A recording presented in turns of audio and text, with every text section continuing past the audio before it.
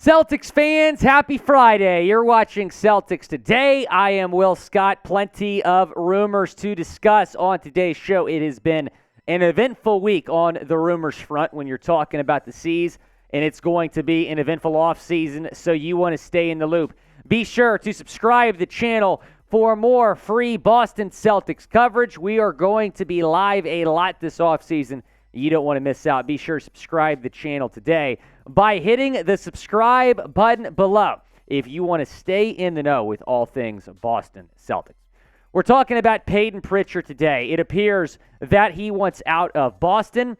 The Athletic reports that Payton Pritchard has, quote, made it clear that he wants to be traded this summer. This comes after he was out of the rotation in the latter stages of the season. In fact, he only appeared in half of the Celtics playoff games.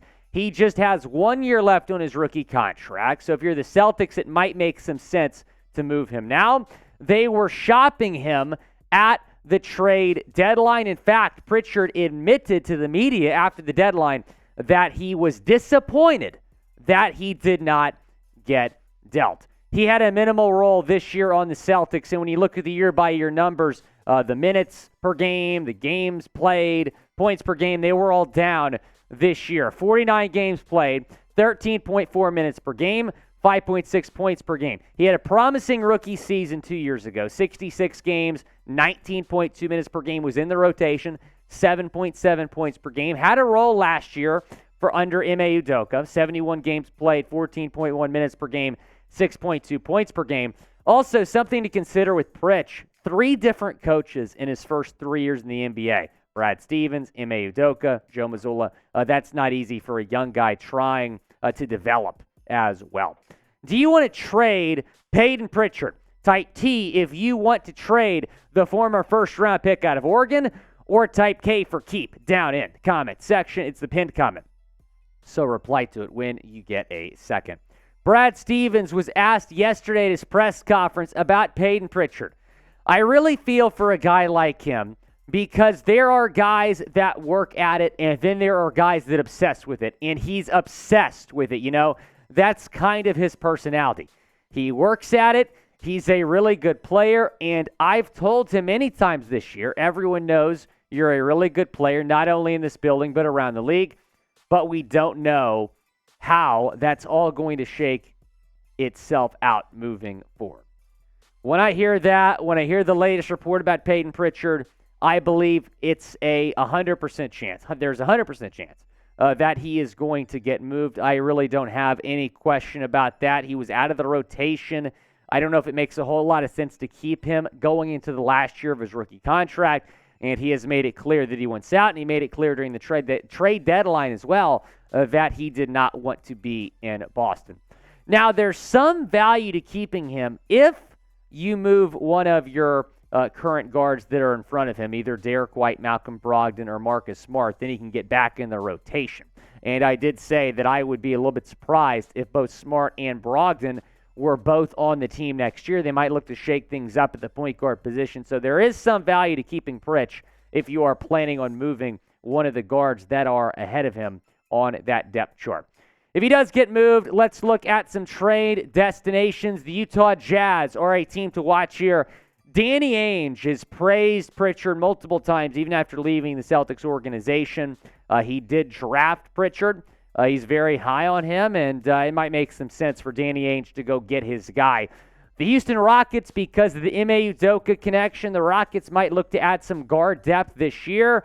A lot of question marks about what they're going to do at guard this offseason. The Miami Heat, because both Gabe Vincent and Max Strus are free agents. The San Antonio Spurs were reportedly interested in Prichard at the deadline.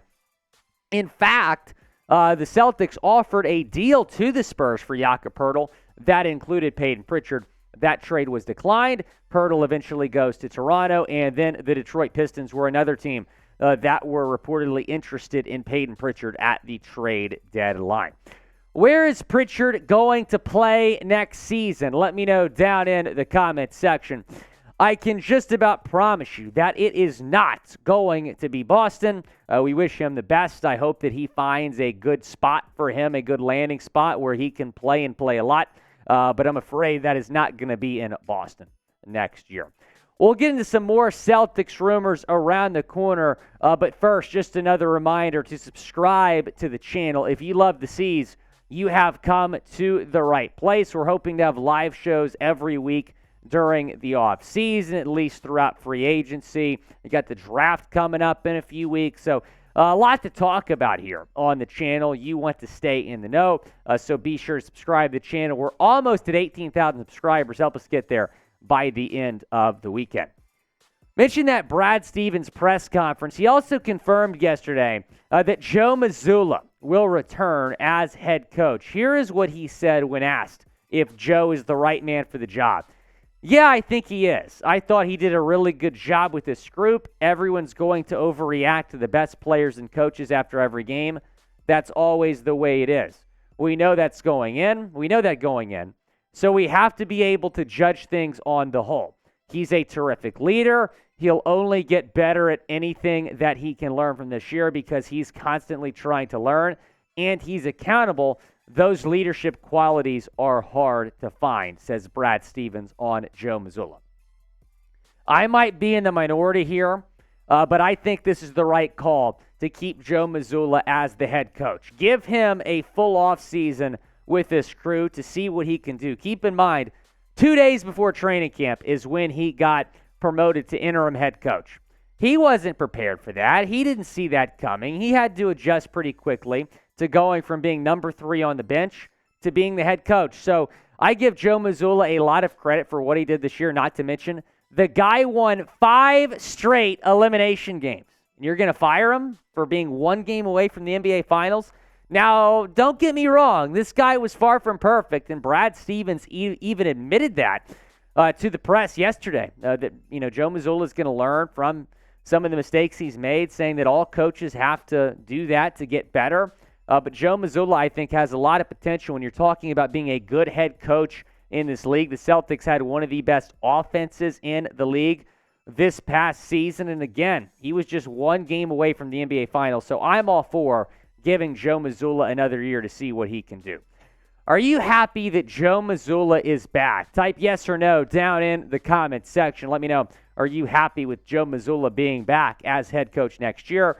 It'll be his second year as head coach, and that's another thing for me is like if you were to fire Joe Mazzulla, you'd have had 4 different head coaches in 4 years. I just don't think that's good.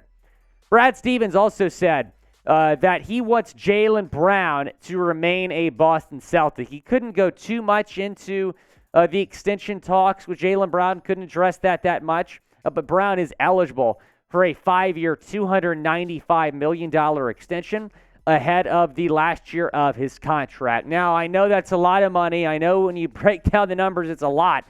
And I know that he struggled these playoffs, but I think you got to extend Jaylen Brown, extend this championship window. I don't think you're going to find a upgrade to being the number 2 to Jason Tatum, to being a guy that can play alongside Jason Tatum as well as those two have meshed over the years. I don't think you're going to find an upgrade over Jaylen Brown. I think you have to extend the championship window by extending him. Here are the extension numbers. $50 million in 2024, 2025, $54 million after that, $58 million after that, $62 million, and then $66 million. They're not going to be cheap, but I think you got to do it to, again, extend this championship window that the Celtics have. Be sure to subscribe to the channel, youtube.com/CelticsTV. We're going to continue to have you covered with Celtics news and rumors.